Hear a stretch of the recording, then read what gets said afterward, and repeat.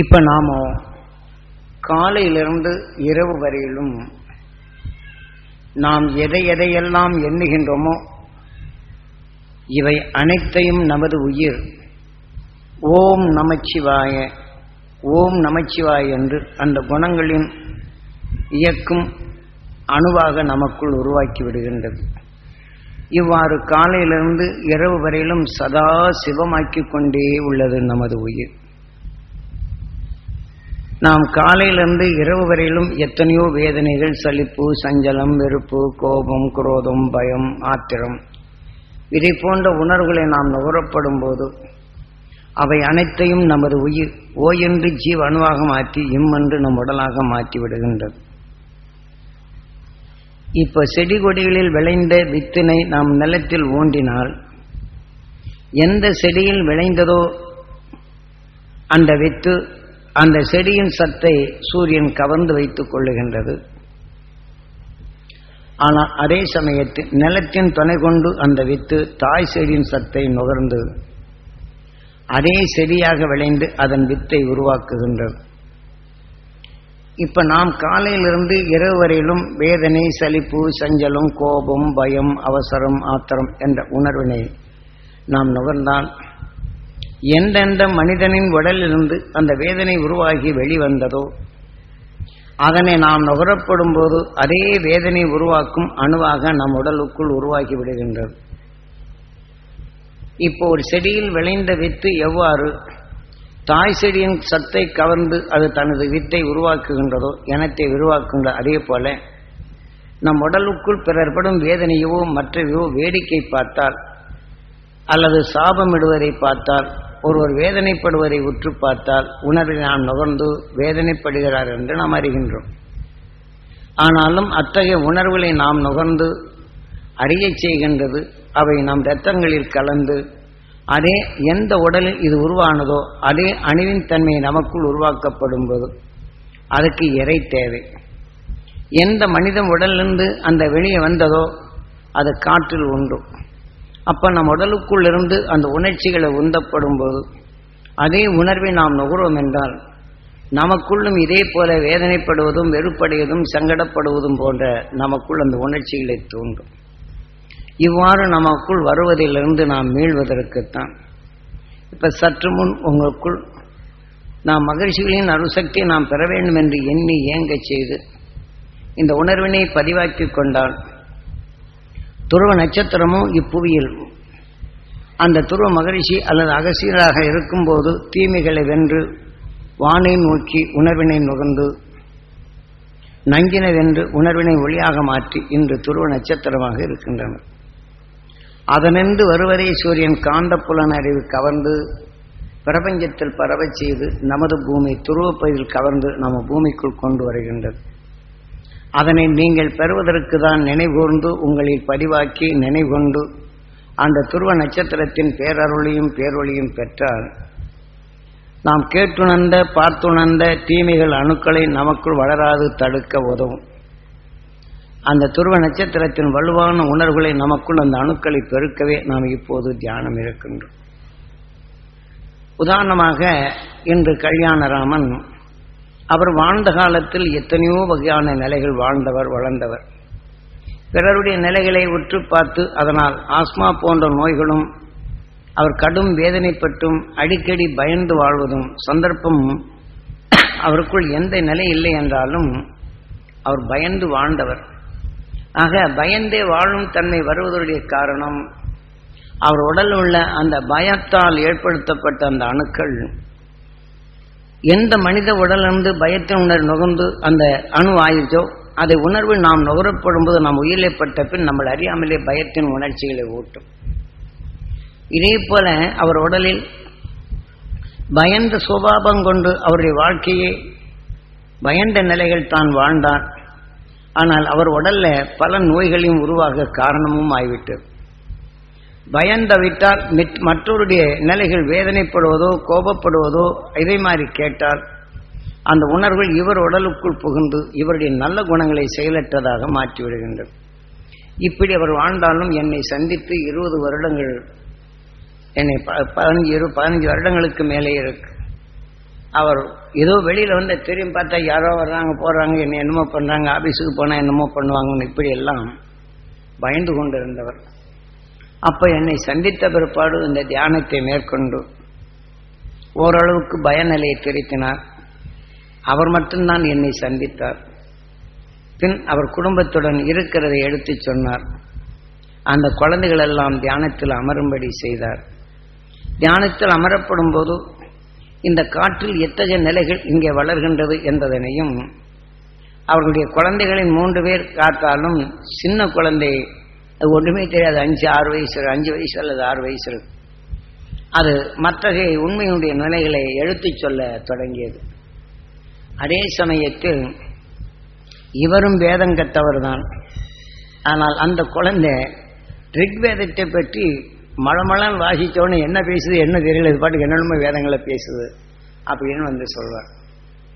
ஆனால் அந்த குழந்தைகளுடைய நிலைகளை ஞானிகளும் மகரிஷிகளும் அவர் உடலை விளைய வைத்து வேதங்களின் உண்மையின் உணர்வுகளை அவர் வெளிப்படுத்தி, அதை வெளிப்படுத்திய உணர்வுகள் இங்கே உண்டு. ரிஷிகளும் மகரிஷிகளும் அவர்கள் எடுத்துக்கொண்ட வேதங்கள் வேறு, அந்த வேதங்களை அரசர்கள் மாற்றிக்கொண்ட நிலைகள் வேறு. அந்த வேதங்களில் அதர்வண வேதத்தை தான் முக்கியமாக நாம் வைத்து வழிபடுகின்றோமே தவிர, ஆக அதர்வண என்றால் இன்று நாம் வாழ்க்கையில் சலிப்பு, சஞ்சலம், சங்கடம், வெறுப்பு, வேதனை என்ற உணர்வுகளை எடுத்தால் இவை அனைத்தையும் வென்றவன் அகசியன் துருவனாகி கணவனும் மனைவியும் 2 கலந்து தான் பெற்ற சக்தி தன் கணவனுக்கு பெற வேண்டும் என்றும், மனைவிக்கு பெற வேண்டும் என்றும், மனைவி கணவனால் பெற்ற சக்தி தன் கணவன் மீண்டும் உயர வேண்டும் என்றும், இருவரும் ஒன்றென இணைந்து இரு உயிரும் ஒன்றென வாழ்ந்து பகமை என்ற உடலுக்குள் வராது தடுத்து அந்த நஞ்சினை வென்று உணர்வினை ஒளியாக மாற்றியவர்கள் கணவன் மனைவி. அவ்வாறு ஆனவர்கள் தான் இன்று துருவ நட்சத்திரமாக வாழ்ந்தும் வளர்ந்து கொண்டிருக்கின்றார்கள். ஆக அதிலிருந்து வரக்கூடியதை பின்பற்றி நுகர்ந்தவர் அனைவருமே இந்த வாழ்க்கையில் எத்தகைய சங்கடம் வந்தாலும் அது மனபலத்துடன் சமாளித்து நாம் ஒவ்வொரு நிமிஷமும் அந்த துருவ நட்சத்திரத்தின் பின்பற்றி அதன் உணர்வை தனக்குள் வளர்த்து இந்த உடலை விட்டு துருவ நட்சத்திரத்தின் ஈர்ப்பு வட்டத்தில் சென்றவர்கள் 33 கோடி தேவாதி தேவர்கள் என்று சொல்வார். அதன் ஈர்ப்பு வட்டத்தில் வளர்ந்து கொண்டிருப்பது இந்த மனிதனின் வாழ்க்கையில் மகிழ்ச்சிகளை பின்பற்றி சென்றவர்கள் இன்று 6வது அறிவு 7வது நிலை சப்தரிஷி மண்டலங்களாக வாழ்ந்தும் வளர்ந்து கொண்டுள்ளார். அதன் வழி பின்பற்றியோர் அனைவருமே இன்று செல்லுகின்றனர். இதே சமயத்தில் நமது கல்யாண் ராவனோ அவர் வாழ்க்கை பயந்த வாழ்க்கை வாழ்ந்தாலும் மீண்டும் அவர்களுடைய குடும்பங்களும் வேத சாஸ்திரங்களை கண்டு உணர்ந்தவர்கள், அதன் வழி புரோகிதம் செய்து வந்தவர்கள். இருப்பினும் குருநாதர் கூறிய உண்மையின் உணர்வை அறிந்த பின் நமக்கு உகந்ததல்ல, இந்த புவியின் ஈர்ப்புக்குள் நம்மை அழைத்து வந்துவிடும் என்று அதை விடுத்துவிட்டு தனக்குள் ஜாதியோ மதமோ எதுவுமே இல்லை, இது அரசர்களால் உருவாக்கப்பட்டது என்ற உண்மை உணர்ந்து கொண்டு மகிழ்ச்சிகள் வாழ்ந்த அவ்வழியில் நாம் வாழ வேண்டும் என்ற அந்த குடும்பத்தையே பின்பற்றும்படி செய்தார். அதன் வழி அவர் உடலுக்குள் பலவிதமான தீமைகள் இருப்பினும் இந்த உடலுடன் போகட்டும், நான் இந்த உடலில் பெறும் அந்த அருள் உணர்வுகள் என்னுடன் என்னுடன் நிலைக்கட்டும் என்ற உணர்வும் வலுவை கொண்டு இப்ப செடிகளுக்கு எப்படி நாம் இங்கே நல்ல காய்கறிகள் இருந்தாலும் அதில் வரும் குப்பையை செடிகளுக்கு போட்ட பின் குப்பைக்குள் இருக்கும் சத்தினை எடுத்து செடி கொடிகள் விளைகின்றது. இதை போன்ற தனது வாழ்க்கையில் பலவிதமான தீமைகள் இதற்கு முன் நம்மை சந்திப்பதற்கு முன் பட்டு அதனால கடும் நோய்களும் விபரீத விளைவுகளும் உடலில் ஏற்பட்டாலும் நாம் சொன்ன குரு வழிகளில் அவர் பின்பற்றி அந்த பேரருள் பெற வேண்டும் என்ற உணர்வினை அவர் எடுத்துக்கொண்டார். அவர் எடுத்துக்கொண்டு அதன் வழியில் அவர் வாழ்ந்து வந்தாலும் இங்கே காலை துருவ தியானத்தை தான் நாம் முக்கியமாக சொல்லிக் கொண்டிருக்கின்றோம். அந்த துருவ தியான நேரத்தில் தான் அந்த துருவ நட்சத்திரத்தின் ஈர்ப்பு வட்டத்தில் அவருடைய நிலைகளாகி இந்த தியானத்திற்கு வரும்போது சரியாக இங்கே வருவதற்கு முன் 5க்கெல்லாம் அவருடைய எண்ணங்கள் பூராமே துருவ நட்சத்திரத்துடன் தொடர் கொண்டது. பின் அவருடைய ஆன்மா இதை விடுத்து அதை போய் அடைந்தது. அநேகமாக அன்று தியானத்தில் உள்ளோர் அனைவரும் அவருடைய ஆன்மாவின் சொல்வதை கூடுமானவர்களும் தெரிந்து கொண்டோர் பலர் உண்டு. ஏனென்றால் அந்த உணர்வின் தன்மை அவர் அளவுக்கு வலுப்பெறப்படும் போது இந்த உடலின் நஞ்சின் தன்மை இந்த உடலுடன் மடிந்தாலும் அந்த பேரருள் என்ற உணர்வினை தனக்குள் பெற்று அந்த உணர்வின் தன்மை இன்று பேர்வழி என்ற நிலைகளில் இன்று சப்தரிஷி மண்டலத்துடன் மண்டலமாக ரிஷித்தன்மை பெற்று வாழ்கின்றார், வளர்கின்றார். அவர் அந்த வழி செல்லவில்லை என்றால் இன்று உதாரணமாக இந்த புவியில் எனக்கு இப்படி துரோகம் செய்தார், அப்படி செய்தார், இப்படி செய்தார் என்றோ அல்லது பிறருடைய நோய்களை நாம் உற்று பார்த்து அந்த உணர்வின் தன்மையை வலுவிழந்தாலோ அல்லது அவருக்குள் சலுகை பெற்றோருடைய உணர்வுகளை மனிதன் வாழ்க்கையில் அதை பின்பற்றிருந்தாலோ இந்த ஈர்ப்பின் தன்மை அங்கே வந்தால் புவியின் ஈர்ப்புக்குள்ளே வந்து விடுகின்றது. இப்போ உதாரணமாக இந்த ஆன்மா அந்த உடலை விட்டு செல்லப்படும் போது ஐயோ என் குழந்தை பிறகுதே, பெண் குழந்தைகள் வைத்திருக்கிறேனே, என்ன செய்வார்கள் என்ற எண்ணத்தை இயக்கத்தை கடைசி நிமிடத்தில் விட்டிருந்தால் அவருடைய குடும்பத்தில் யார் மேல் பற்று கொண்டாலோ அந்த உடலுக்குள் தான் அந்த ஆன்மா செல்லும். அவ்வாறு அந்த ஆன்மா சென்றாலோ அவர் எத்தனை வேதனைப்பட்டாரோ அதே உணர்வை அந்த உடலை ஏற்படுத்த முடியும். அந்த உடலை ஏற்படுத்தி அந்த உடலை இது அதிகமாக அவர் நோயை இங்கே உருவாக்கி அந்த உடலை வீழ்த்திவிட்டு அந்த ஆன்மா மீண்டும் இது வெளிவரப்படும் போது அவர் உடலில் எப்படி கர் இழுத்து கொண்டிருந்ததோ ஆக இதே போல இன்று பூனையை பார்க்கலாம். அதனுடைய நிலைகள் அனைத்தும் இந்த இழுவையில் இருக்கும். அதை எப்ப பார்த்தாலும் அதற்கு குறுந்த நிலை ஆகாது. அது அடுப்படி இருந்தால் அதிலே தான் படுக்கும். ஆகவே இதை போன்று அவருடைய உணர்வுகள் கடைசி நிமிடம் பெற்றிருந்தால் மற்றொரு உடலுக்குள் சென்று அவர் உடல் வந்த நோயை அதிகமாக உருவாக்கி அந்த உடலை வீழ்த்திவிடும்.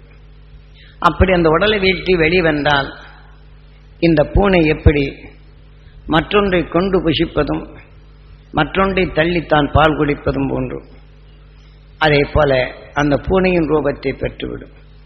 பூனையை பார்க்கலாம். இந்த ஆஸ்மா வந்த நோயாளிகள் அனைத்துமே இன்னொரு உடலுக்குள் போனால் அதை அதிகமாக செலுத்தப்பட்டு தான் உடலின் பற்று வந்து இப்படி இருக்கின்றனே, என் குழந்தைகள் எவ்வாறு இருக்கின்றது அல்லது நண்பர்கள் எப்படி இருக்கின்றான், சொந்த பந்தம் மேல் பற்று கொண்டால் அந்த ஆன்மா அந்த உடலுக்குள் தான் செல்லும். பின் இவருடைய நோயை அதிகமாக்கி அந்த உடலை வீழ்த்திவிட்டு வெளியே வந்தால் அடுத்து நிச்சயம் போனதான் பார்க்கலாம். நீங்கள் எந்த பூனை எத்தனை கர்ன்னு இழுத்து கொண்டிருக்கும்.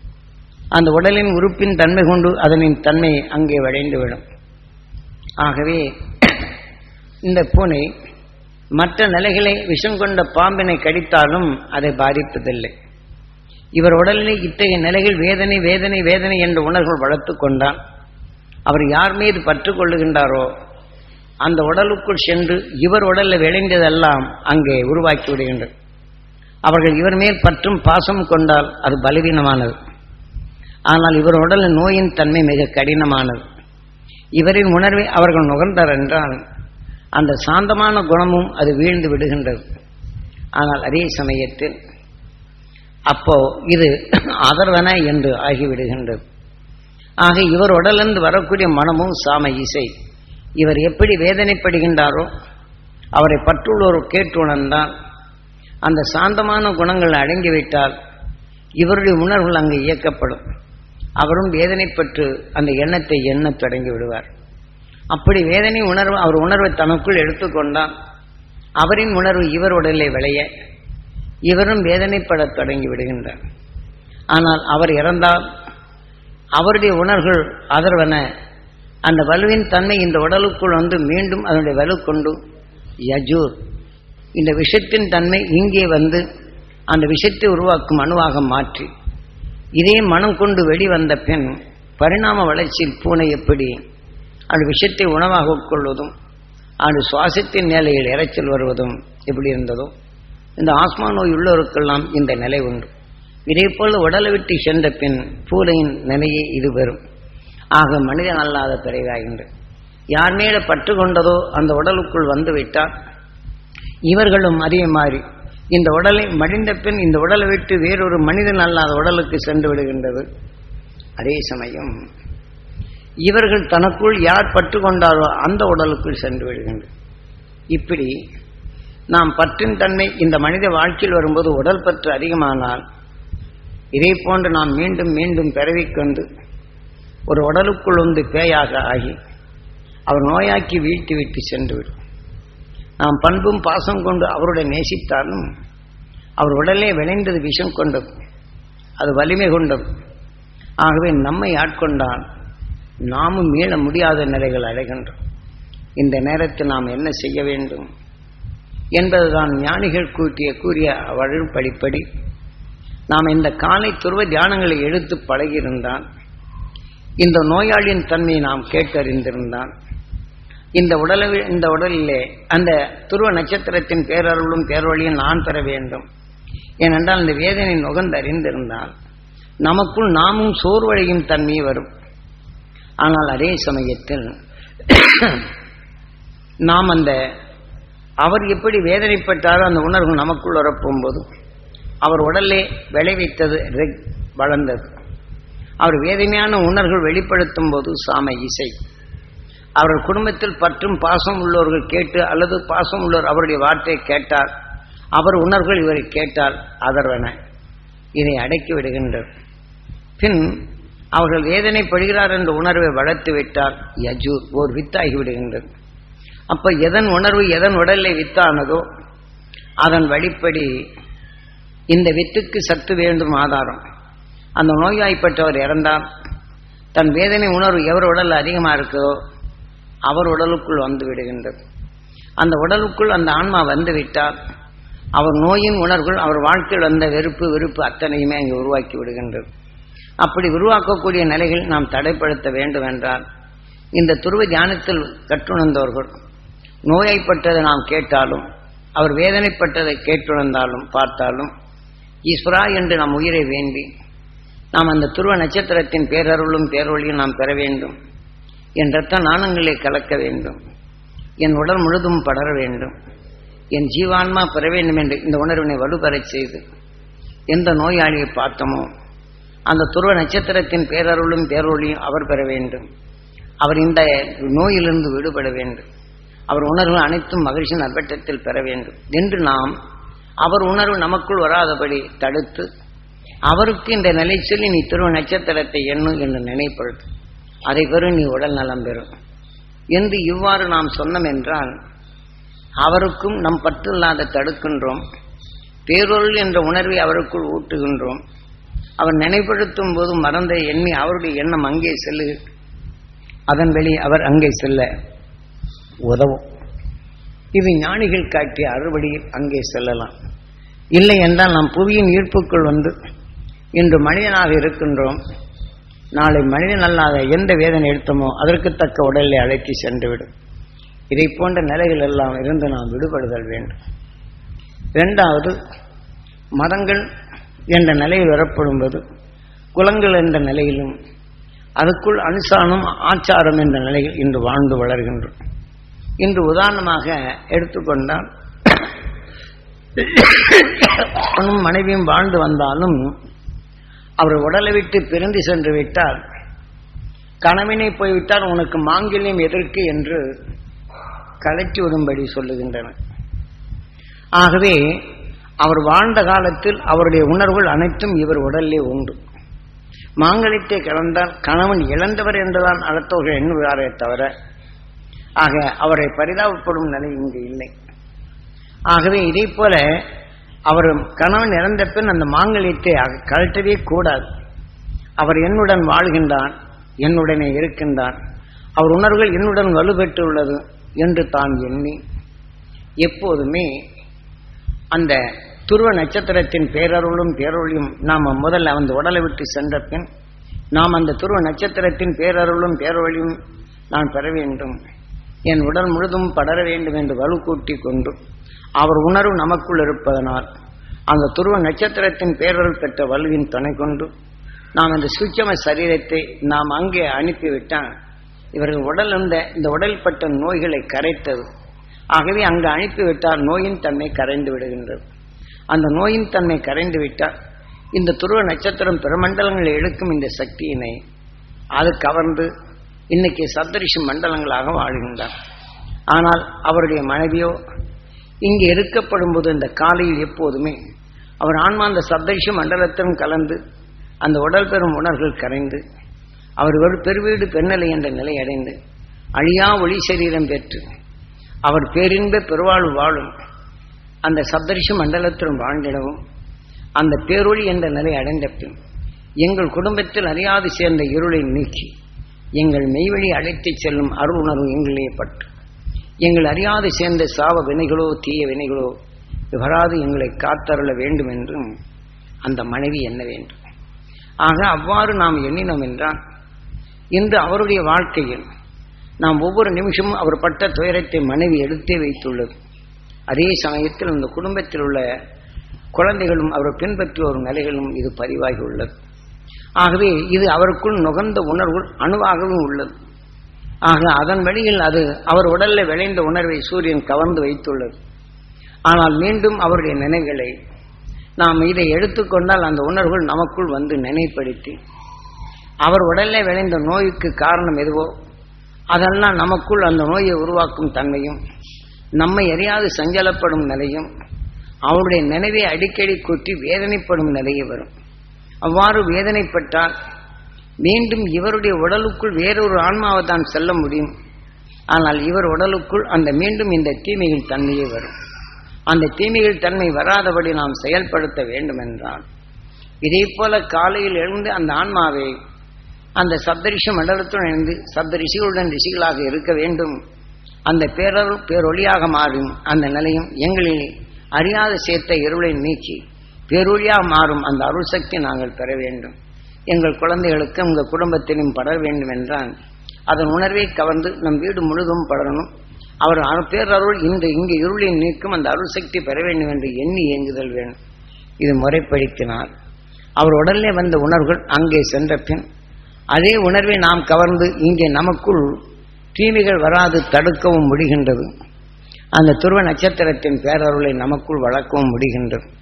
அவ்வாறு வளர்ந்தால் அதன் நமது வாழ்க்கையில் அது வளர்ந்தால் நம்மை நமது உயிர் எதன் வலு கொண்டதோ அங்கு அழைத்து செல்லுகின்றது. நாம் மனிதனின் வாழ்க்கையில் யார் மேல் பற்று கொண்டோமோ அதே உணர்வு நமக்குள் வளர்ந்தால் அவர் உடலுக்குள் சென்று விடுகின்றது. உதாரணமாகவே சிலர் நாம் எல்லோருடன் பழகுகின்றோம், பற்றுடன் தான் வாழுகின்றோம்.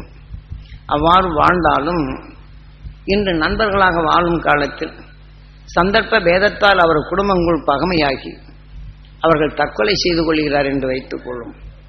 மருந்தையோ மற்றதோ உட்கொள்கிறார் என்று வைத்துக் கொள்வோம். அவ்வாறு அவர் மருந்து குடித்து அவர் கடைசி நிமிடத்தில் மரணமடைய போகும்போது அவருடைய நினைவலைகள்லாம் யார் மேல் பற்று கொண்டதோ அந்த எண்ணம் வந்தால் அந்த உணர்வுகள் அவருடைய நனங்கள் இங்கே வருவதும் இவர் உடலை விட்டு சென்ற பின் அந்த நண்பனிடத்தில் காதல் கேட்டினா போயிட்டாரா என்று வேகமாக உணர்வை துடைத்தார். அந்த ஆன்மா இவர் உடலுக்குள் வந்துவிடும். இந்த வேகமாக ஏங்கி இந்த உணர்வுக்குள் வந்தால் இந்த உடலுக்குள் வந்த பின் அந்த உடலில் என்னென்ன நடந்ததோ கடைசி நிமிடத்தில் எந்த மருந்தினை உட்கொண்டு அந்த உடலிலே சில உபாதைப்பட்டதோ அதே உபாதைகளை இந்த உடலிலே செய்யும். ஆக உபாதை தாங்காதபடி அது எதை குறித்து எதை படியாலோ தீயில் குறித்தோ மருந்தை குறித்தோ எதை செய்ததோ அதே உணர்ச்சியை தூண்டி இதையும் அவ்வழியே செயல்படுத்த செய்யும். இன்று பார்க்கலாம், சிலர் பழகியிருந்தாலும் திடீர்னு எதிர்பாராதபடி மௌனமாகவும் தன்னை அறியாமலேயே எத்தனையோ வழிகளில் வேதனைப்படுவதை பார்க்கலாம். இதெல்லாம் இயற்கை நீதிகள் வருவதனால் நாம் எத்தனையோ கோடி சரீரங்களை பிறந்து தன்னை காட்டும் வலுகொண்ட உணர்வை நுகர்ந்து பரிணாம வளர்ச்சி அடைந்து இன்று நாம் தீமைகளை வென்றிடும் மனித உடலை உருவாக்கியது நமது உயிர். இவ்வாறு மனித உடலை உருவாக்கிய பின் நாம் உணவாக உட்கொள்ளும் உணவுக்குள் மறைந்து வரும் நஞ்சினை மலமாக மாற்றுகின்றது. அதே சமயத்தில் நாம் உடலிருந்து வரக்கூடிய மனத்தால் நாம் அறிந்து தீமை நன்மை என்று அறிகின்றது. தீமை என்றால் அதை நீக்கும் உபாயமும் அதை நமக்குள் செயல்படுத்தும் அந்த சக்தி மனிதனுக்குண்டு. அந்த சக்தியை நாம் சீராக பயன்படுத்தவில்லை என்றால் நமது வாழ்க்கையில் நாம் பிறருடைய நிலையில் வேடிக்கை பார்த்தாலும் பல நிலைகள் நமக்குள் வந்து விடுகின்றன. உதாரணமாக ஒருவரை பார்த்து ஒருவருக்கு ஒரு சாபம் இடுகின்றனர். உன் குடும்பம் இப்படித்தான் போய்விடும், நாசமா போய்விடும் என்று சொல்லுகிறார் என்று வைத்துக்கொள்வோம். அதை நாம் வேடிக்கை பார்ப்போர் உணர்வு பார்த்தோம் இப்படி பேசுகிறாங்களே என்று நாள் போறோம். அவர் உடலிலே விளைந்த சாபமிடும் உணர்வுகள் இவர் நுகரப்படும் போது அவர் எதை கெட்டு போக வேண்டும் என்று சொன்னாரோ அதே உணர்வு இவர்கள் நுகர்ந்து இவர் உடல்களிலும் அதே உணர்வுகள் அணுக்கள் விளைந்தால் அந்த அணுக்கு ஆகாரம் அவர் சாபமிட்டு வெளியிட்ட அந்த உணர்வை மீண்டும் நுகர்ந்து நாம் நுகரப்படும்போது அவர் எப்படியெல்லாம் சொன்னாரோ அதன்படி நம் உடலில் வழிநடத்தும். ஆக இப்படி இயற்கை நிலைகள் இருப்பதிலிருந்து நாம் மாற்ற வேண்டுமென்றால் என்ன செய்வது? இந்த காலை துருவ தியானம் கணவனும் மனைவியும் அது சீராக எடுத்து பழகியிருந்தால் அந்த உணர்வின் வலிமை கொண்டு இத்தகைய சாப நிலையிட்டால் நாம் நுகர்ந்தால் ஈஸ்வரா என்று நம் உயிரை வேண்டி அந்த துருவ நட்சத்திரத்தின் பேரருளும் பேரொழியை நான் பெற வேண்டும், என் உடல் முழுதும் படர வேண்டும், என் ஜீவான்மா ஜீவ அணுக்கள் பெற வேண்டும் என்று நினைவினை உள்செலுத்தினால் அந்த தீமையின் உணர்வு நமக்குள் வராதபடி நீக்கி விடுகின்றது. அதை சுத்தப்படுத்தும் போது அவர் உணர்வுகள் நமக்குள் வருவதில்லை. தங்கம் நகை செய்கின்றோம், அடுத்த நகை செய்யும் போது முதலில் செம்பின் வெள்ளி இணைக்கின்றோம், அடுத்த நகை செய்யும் போது திரவத்தை ஊற்றி சுத்தம் பண்ணாதபடி மீண்டும் அதுவே நகை செய்தால் எப்படி இருக்கும்? மீண்டும் செம்பும் வெள்ளி அது கலக்கப்படும் போது தங்கம் குறைந்து கொண்டே போகும். நமக்குள் நமது வாழ்க்கையில் ஒரு தீமை என்ற உணர்வுகள் கேட்டறிந்தால் அதை நாம் உடனே நமக்குள் வளராதபடி அந்த துருவ நட்சத்திரத்தின் பேரருளும் பேரொழியும் நம் உடலுக்குள் செலுத்தினால் அது அவர்கள் கரைத்து பழகியவர்கள். நமக்குள் சென்ற பின் அந்த தீமை என்ற உணர்வை கரைத்து விடுகின்றது. நமது நல்ல மனம் நாம பண்புடன் பரிவுடன் கேட்டறிந்த உணர்வுகள் அது நமக்குள் அது நல்லதுவே வளர்ந்து கொண்டிருக்கும். தீமை என்ற நிலைகள் நமக்குள் அது வளராது பாதுகாத்துக் கொள்ளலாம். இந்த முறைப்படி இப்படி செய்தல் வேண்டும். இதே போல இன்று நாம் சாங்கிய சாஸ்திரப்படி எடுத்துக்கொண்டால் நாம் கணவன் உடலை விட்டு பிரிந்து சென்றால் கணவன் நினைவிலேயே வேதனைப்படுத்திக் கொண்டே இருப்பார். ஆக அந்த வேதனை என்ற உணர்வு நாம் எடுக்க எடுக்க நம்ம குழந்தைகளுக்கும் அதே தான் சேர்கின்றன. இதே போல மனைவி இழந்தவர்களும் இதே போலதான் செயல்படுகின்றனர். இப்படி நமது வாழ்க்கையில் ஒருவருக்கொருவர் வேதனை என்ற உணர்வு எடுத்துக்கொண்டால் அது வலுப்பெறுகின்றது. அதன் வழி நாம் இந்த புவியின் ஈர்ப்புக்குள்ளே வந்து அந்த வேதனை என்ற இன்னொரு உடலுக்குள் அதிகமாக உருவாக்கி விஷத்தை தான் வளர்த்து மனிதன் அல்லாத உணர்வை நாம் பெறச் செய்கின்றது. நாம் பல கோடி சரீரங்களிலிருந்து வேதனை நீக்கி நீக்கி பழகி நாம் உணவாக உட்கொள்ளும் உணவுக்குள் மறைந்து வரும் நஞ்சினை மாற்றி விடுகின்றது. ஆனால் அதே போல நாம் ஆறாவது அறிவின் தன்மை கொண்டு இதை வென்ற அருள் மகிழ்ச்சியின் உணர்வை எடுத்து நாம் தொடைத்தோம் என்றால் நம் ஆன்மா தூய்மை அடைகின்றது. ஆகவே இந்த மனிதன் வாழ்க்கையில் நாம் தேடிய செல்வம் நிலைத்ததல்ல, நிலைத்து இருந்ததும் இல்லை. ஆக நம் உடலும் நமக்குள் இருப்பதில்லை. நாம் இந்த உடலிலே செல்வத்தை காக்க இந்த ஒருத்தரிடம் வருகின்றான், என்னை பொறாமையில் பேசுகின்றனர், அவதை பேசுகின்றனர், இப்படி பேசுகிறேன் என்று என்னால் நீங்கள் சொந்தம் செல்வத்தை அல்ல. அந்த வேதனையான உணர்வு உடலை வளர்த்து கொள்ளும் போது இந்த நோயை உங்களுக்கு சொந்தமாக்கி யார் மேல் வெறுப்பு கொண்டவங்களோ அந்த உடலுக்குள் போய் நாம் இங்கே தான் செயல்பட வேண்டியது வரும். இங்கே சம்பாதித்த சொத்து இங்கே இதனுடைய குழந்தைகளும் அது பாதுகாப்பட்ட நிலையில் போய்விடுங்கள். நாம் எவ்வளவு அழகாக செல்வத்தின் தன்மை கொண்டு நாம் வளர்த்தாலும் இந்த உடல் மடியத்தான் செய்கின்றது. ஆனால் இந்த உடல் இருக்கப்படும்படி அழியா நிலை என்ற இந்த உயிரின் தன்மை நாம் எவரொருவர் வளர்த்துக் கொள்கின்றனரோ அவரே மனிதனின் முழுமை அடைகிறது என்று பொருள். மனிதனுக்கு பின் நாம் எப்பயுமே நாம் அந்த துருவ நட்சத்திரத்தை எண்ணி ஏங்கி அந்த வழிபட்டு வந்தோம் என்றால் அந்த உணர்வு நமக்குள் வளர்கின்றது, பிறையில்லா நிலை என்ற நிலையை அடைகின்றது. ஆகவே நாம் ஒவ்வொருவரும் மனிதனின் வாழ்க்கையில் நாம் எப்படி வாழ வேண்டும் என்ற நிலையை ஞானிகள் காட்டினர். அதன் வழி கல்யாண ராமன் இந்த உடலில் இருக்கப்படும் அது பெற்றார். ஆக அவருடைய ஆன்மாவும் அந்த காலை துருவதியான நேரத்தில் தான் ஒரு நொடிக்குள் அவருடைய ஆன்மாவுடைய நிலைகள் துன்பமற்ற நிலைகள் அங்கே சென்றது. அவர் அதற்கு முன்னால் எடுத்துக்கொண்ட நிலைகள் இந்த உடலின் தன்மைகள் உறுப்புகள் அதிகமாக அடைந்தாலும் அந்த உடலை இதில் விளைந்த அந்த அருஞானி உணர்வை எடுத்து இந்த ஆன்மா வெளி செல்லும் போது அந்த சரியான நேரத்தில் ஆக துருவத்தின் ஈர்ப்பு நிலையில் அங்கே சென்று அடைந்தார். ஆகவே அவர் பிறவியில்லா நிலையில் அடைந்தார்.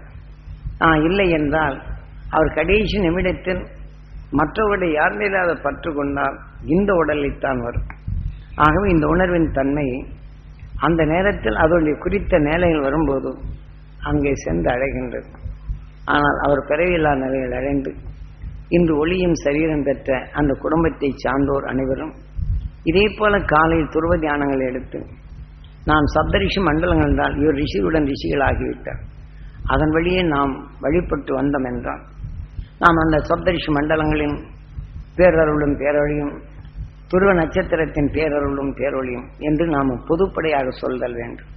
ஏனென்றால் அவர் சப்தரிஷி மண்டலத்துடன் இணைந்து விட்டதனால் நாம் அவர் ரிஷி என்றே நாம் கருதல் வேண்டும்.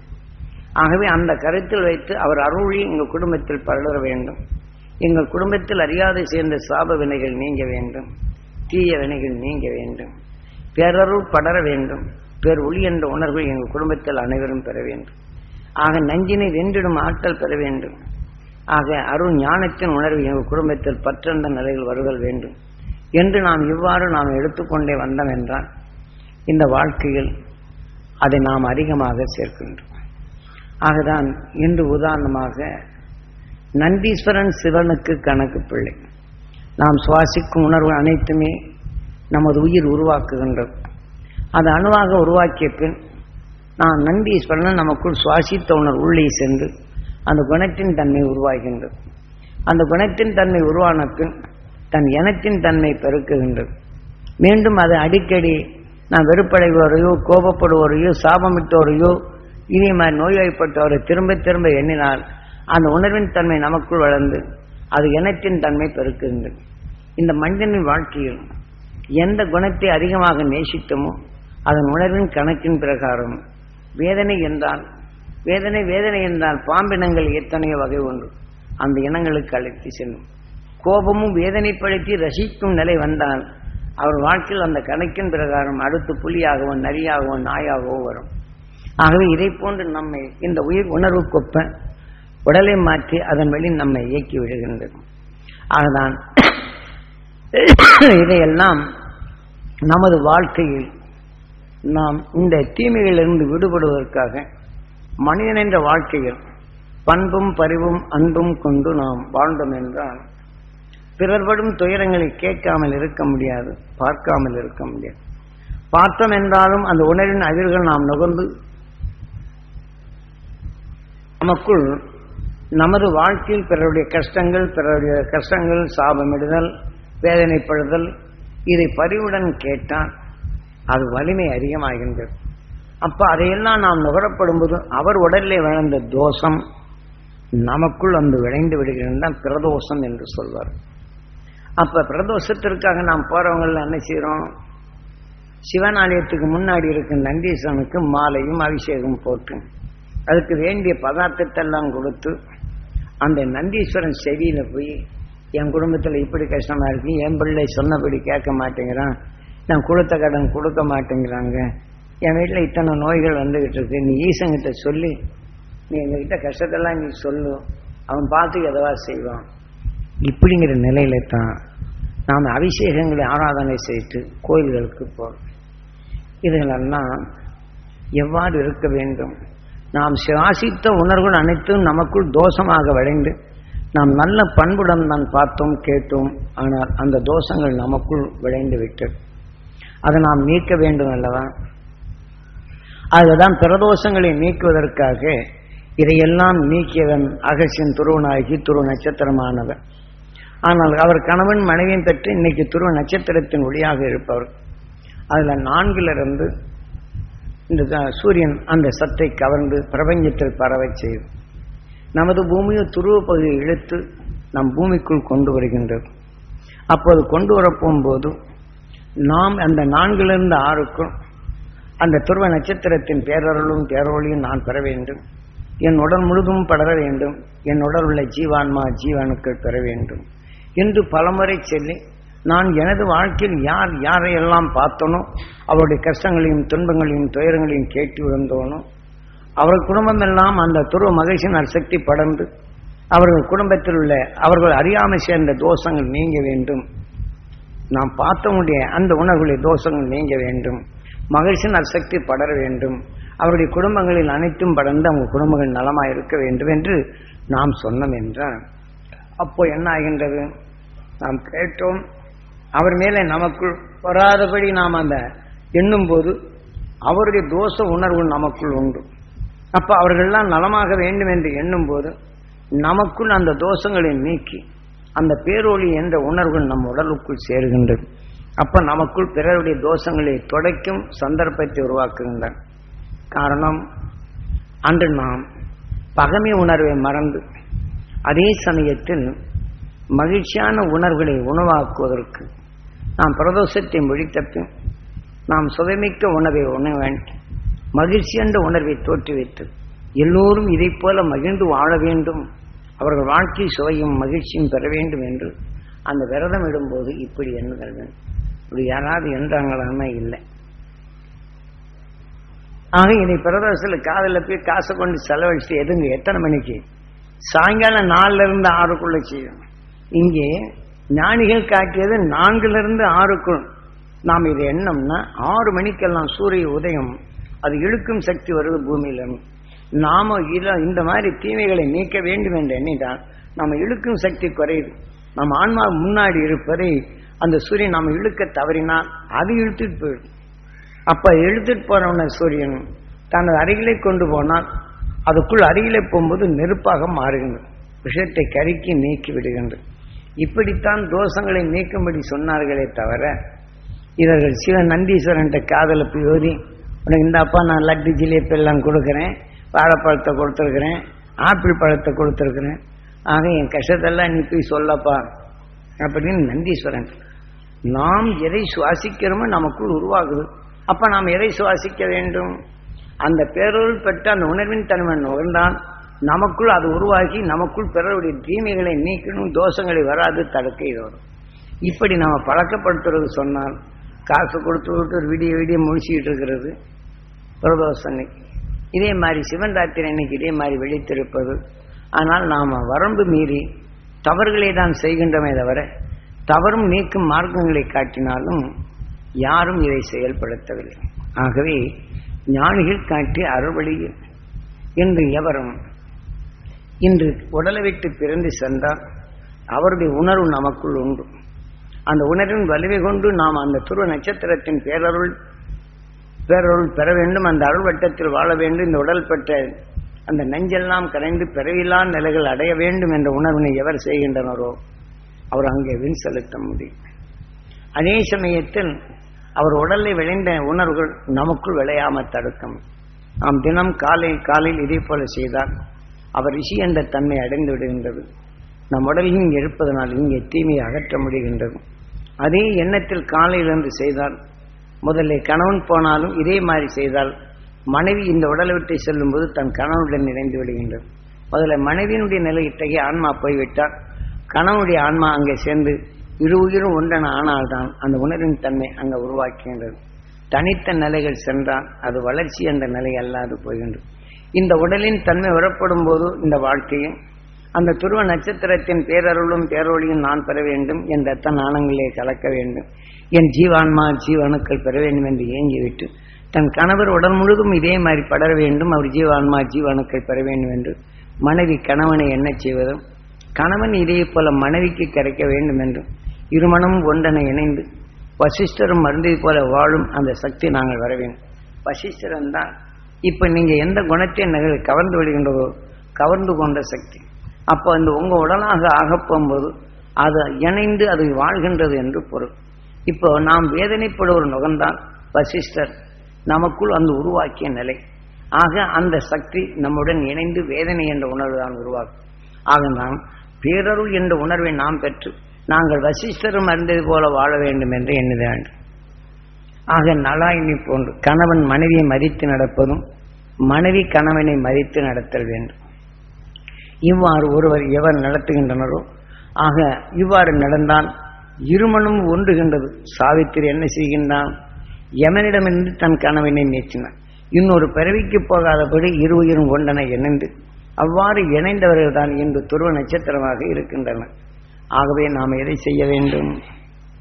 ஆக இருமனும் ஒன்றி இரு உணர்வு ஒன்றி இரு உயிரும் ஒன்றி அந்த பேர் அருள் என்ற உணர்வை வளர்த்து இல்லற வாழ்க்கையில் இருள் என்ற நிலைகள் அகற்றி நஞ்சென்ற நிலைகளை அகற்றி ஆக நஞ்சை அகற்றிடும் பெரும் சக்தி பெற்று இனி பிறவியில்லா நிலைகள் அடையும் அந்த அருள் மார்க்கத்தை தான் அங்கு ஞானிகள் காட்டினோம். அதே போல இதை போல நாம் எடுத்துக்கொண்ட உணர்வுகள் தன் குடும்பத்தில் அது இங்கே மகிழ்ச்சியின் அசக்தி படர வேண்டும். எங்கள் குடும்பத்தில் அறியாத தீமைகள் அகலுதல் வேண்டும். எங்கள் குடும்பத்தில் எங்கள் குழந்தைகள் கல்வி ஞானம் பெற வேண்டும். கருத்தறிந்து செயல்படும் திறன் பெற வேண்டும். உலக ஞானமும் பெற வேண்டும். உலகை காத்திடும் அருஞான குழந்தைகளாக வளரல் வேண்டும் என்று எண்ணுதல் வேண்டும். இப்ப சாதாரணமாக குடும்பத்தில் தாயோ தந்தையை விட்டுவிட்டால் நாளை என்ன செய்வது என்று வேதனைத்தான் நாம் படுவோம். இதை போன்ற நிலைகளிலிருந்து அருள் ஒளி பெற வேண்டும் என்ற இந்த உணர்வினை எவரவர் இருக்கின்றனரோ இந்த உடலுக்கு பின் நாம் அங்கே செல்வதன் நமது எல்லை. இந்த வாழ்க்கையில் இன்று கடலில் இன்று ஓடங்கள் செல்லப்படும்போது எதை எல்லையாக வைக்கின்றனரோ எத்தனை அலைகள் வந்தாலும் அதை மீட்டு அந்த எல்லையை போய் அடைகின்றன. இதே போல நம் மனிதனின் வாழ்க்கையில் எத்தனை கோபம், சலிப்பு, விரோதம், குரோதம் இதை போன்ற பலவிதமான வேதனை என்ற அலைகள் மோதிக்கொண்டிருக்கும். இதை பலந்து இதை பழக்க அந்த துருவ நட்சத்திரத்தின் பேரருளும் பேரொழியும் பெற வேண்டும் என்ற இந்த உணர்வின் தன்மை கொண்டு அந்த அருளொளி கொண்டு இந்த தீமையை நீக்கி அந்த உணர்வை வளர்த்து நமது எல்லை எது பிறவியில்லா நிலை என்ற நிலை அடைதலை அந்த நிலை அடையும் மார்க்கத்தை நாம் கடைபிடித்து பிறவியில்லா நிலை என்ற நிலையை அடைய நாம் பிரார்த்திப்போம். இப்போது நாம் தியானிப்போம் என்று.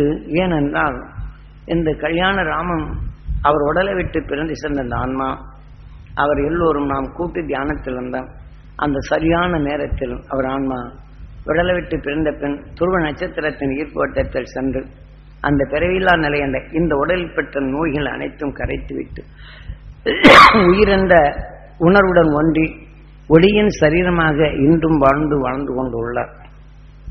ஆகவே நாம் அவருக்கு எந்த உணவை கொடுக்க வேண்டும், நாம் எந்த உணவை உட்கொள்ள வேண்டும். அமாவாசை அன்னைக்கு அவர் சாப்பிட்றதெல்லாம் வச்சு நாம் இந்த மாதிரி சாப்பிட்டாரு அதுக்கு வேண்டிய துணிமணி எல்லாம் வச்சு கும்பிட்டோம் அப்படின்னு சொன்னால் என்ன ஆகும்? அமாவாசை அன்னைக்கு அவரை நினைச்சா அவர் உணர்வு நம்மகிட்ட இருக்கு. உடனே அந்த ஆன்மா இங்கே வந்துடும். நம்ம உடல்ல கூப்பிட்டு அவர் என்னென்ன நோய்வாய்ப்பட்டாரோ அவர் என்னெல்லாம் கவலைப்பட்டார் அதெல்லாம் நிச்சயம் வரும். ஆக நாம் எப்போ என்ன செய்ய வேண்டும்? பௌர்ணமி அன்னைக்கு நாம் இதே போல் அந்த அருளி பெற வேண்டும் என்று நாம் இதை பழகி வந்தால் அந்த ஆன்மாவை ஒளியின் சரீரம் ஆனப்பின் அந்த ஒளியின் உணர்வை எடுத்து நாம் நமக்குள் அந்த அரும்பெரும் சக்தி பெற வேண்டும் என்ற உணர்வை எடுத்தால் அவரை உணர்வின் உடல் தான் நாம். அந்த உடலுக்குள் இருக்கும்போது நாம் அந்த அருள் என்ற உணர்வை நமக்குள் செலுத்தினால் இந்த வாழ்க்கையில் வரும் இருள் என்ற நிலையில் அகற்றி பேரருள் என்ற நிலையை நமக்குள் வளர்த்து பிறவியில்லா நிலை என்ற அடைய இது உதவும். ஆகவே இவ்வாறு அதன் வழி நாம் செய்தோம் என்றால் நமக்குள் பிறவியில்லா நிலைகள் அடைய இது உதவும். ஆகவே நாம் பௌர்ணமி எண்ணிக்கை தான் அவர் அருளை பெற வேண்டும் என்ற உணர்வை நான் செலுத்தினோம் என்றால் நம் குடும்பத்தில் உள்ள இருளின் நீர் அந்த அருள் என்ற எங்கள் குடும்பத்தில் பரவி எங்கள் குடும்பத்தில் அறியாது சேர்த்த இருளில் நீங்கி மெய்ப்பொருள் காணும் அருள் சக்தி எங்கள் குடும்பத்தில் பெற வேண்டும் என்று எவர் எண்ணுகின்றனரோ அவர் குடும்பத்தில் வரும் தீமைகள் அகற்றும் வல்லமை பெறுகின்றன. அமாவாசை அன்னைக்கு பற்றும் பாசம் கொண்ட நம் மூதாதையுடைய நிலையில் நாம் அழித்தோம் என்றால் அவர் கடைசியில் எந்தெந்த நோயின் தன்மை பெற்று உடலை விட்டு பிறந்தாரோ அந்த உணர்வுகள் வீட்டிலே சுழன்று கொண்டுதான் இருக்கும். அவர் எந்த பக்தி கொண்டு இருந்தாரோ அதன் வழியில் நாமும் குலதெய்வங்கள் என்று நாம் அது பூஜிக்கும் போது அதே பிரசாதத்தை வைத்து அதே இசை கொண்டு எல்லோரும் இழுக்கும் போது நம்ம குடும்பத்தில் யார் உடலில் வந்து அருள் ஆடத்தரும். நான் இப்போது நான் தெய்வமாக இருக்கின்றேன், எனக்கு வேண்டியதை நீங்கள் செய்யவில்லை, என் குடும்பத்தில் இன்னார் என்னை மறந்து விட்டனர், எனக்கு உணவு கொடுக்கவில்லை என்று இப்படி அருளாடத்தரும். அந்த உடல் அருளாடர் உடலை நீங்கள் பார்க்கலாம். அவர் எந்த நோயின் தன்மை கொண்டதோ இந்த உடல் அதே நோய் நிச்சயம் வரும். ஆக இதே போலதான் நாம் குடும்பங்களில் சுழன்று வந்து இந்த உடலை வைத்த பின் மனிதன் அல்லாத உடலை பெறும் தகுதி தான் பெறுகின்றது. இதை போன்ற நிலைகளிலிருந்து நாம் விடுபடுதல் வேண்டும். நாம் இப்போது கல்யாண ராமன் அவர் ஒளியின் சரீரமாக சப்தரிஷ மண்டலத்துடன் மண்டலமாக 6வது அறிவு 7வது நிலையாக பிறந்தார். அந்த குடும்பத்தார் நிலை கொண்டு இதை போல ஆக காலை துருவ தியானமும் மற்ற நிலைகள் எடுத்து அந்த எல்லோருக்கும் அந்த அருஞானத்தை போதிக்கும் தன்மையும் தன் குடும்பத்தில் நாளை வரும் எதிர்கால குழந்தைகள் இத்தகைய தீமைகள் வளராது தடுக்க வேண்டும் என்றால் இவர் உடலிலே ஆஸ்மா என்ற நோயால் பிரிக்கப்பட்டது. அந்த நோயின் தன்மை நாம் உடல் பற்று கொண்டால் இவர் உடலில் வந்த ஆஸ்மா நோய் அந்த பற்றுடன் எடுத்துக்கொண்டால் மற்ற குழந்தைகளுக்கும் வரும் எதிர்கால தந்ததிகளுக்கும் உருவாகிவிடும். இந்த உணர்வின் தன்மை கர்ப்பகாலங்களில் அதை நினைவுபடுத்தினால் இந்த மாதிரி உணவுகளை கொடுத்து நாம் அமாவாசை என்று அழைத்தால் இந்த உணர்வுகள் சேர்த்து அந்த கருவிலை விளையும் குழந்தைக்கும் அந்த நோய் வர காரணமாகி விடுகின்றது. இது தலைமுறையாக வரும் என்று சொல்வார். இதை போன்ற நிலைகளை மாற்றி அமைக்க நீங்கள் ஒவ்வொருவரும் இதே போல பௌர்ணமிக்கு அந்த ஆன்மாக்கள் அந்த நிலை பெற வேண்டும் என்று எண்ணி நமக்குள் அந்த நோய்கள் வராமல் தடுக்கவும் அவர் இனி பிறவியில்லா நிலை அடைய செய்வதும் இதை நீங்கள் செயல்படுத்த வேண்டும். நீங்கள் இதே போல நீங்கள் வருஷத்தோடு வரும் குலதெய்வங்களை வணங்கும் போது அந்தந்த குடும்பத்தை சார்ந்தோர் வரும்போது அந்தந்த நோய் கொண்டு தான் வெளியே செல்லுகின்றது. இதே போல வந்தால் அவரவர்கள் சார்புடைய உணர்வுகள் யார் மேல் அவங்க உடல் எல்லாம் அருளாளர் பின் அந்த நோயின் தன்மை இங்கே தான் உருவாக்கும். இதை போன்ற நிலையிலிருந்து விடுபட்டு நாம் பூர்ண பௌர்ணமி என்று அந்த சப்தரிஷி மண்டலத்துடன் இந்த ஆன்மாக்களை இணைய செய்து இந்த உடலில் நோய்வாய்ப்பட்ட அந்த உணர்வுகள் அங்கே கரையை செய்து அவர்கள் என்றும் பிறவியில்லா நிலை என்று அடைய செய்தல் வேண்டும் என்று பிரார்த்தித்து இன்று நாம் இப்போது தியானித்து இந்த கல்யாணராமன் அவருடைய குடும்பங்களுக்கு அந்த சப்தரிஷி மண்டலங்களின் அந்த துருவ நட்சத்திரத்தின் பேரருளும் பேரொழியும் பலரச் செய்வோம். இப்போது நாம் தியானிப்போம்.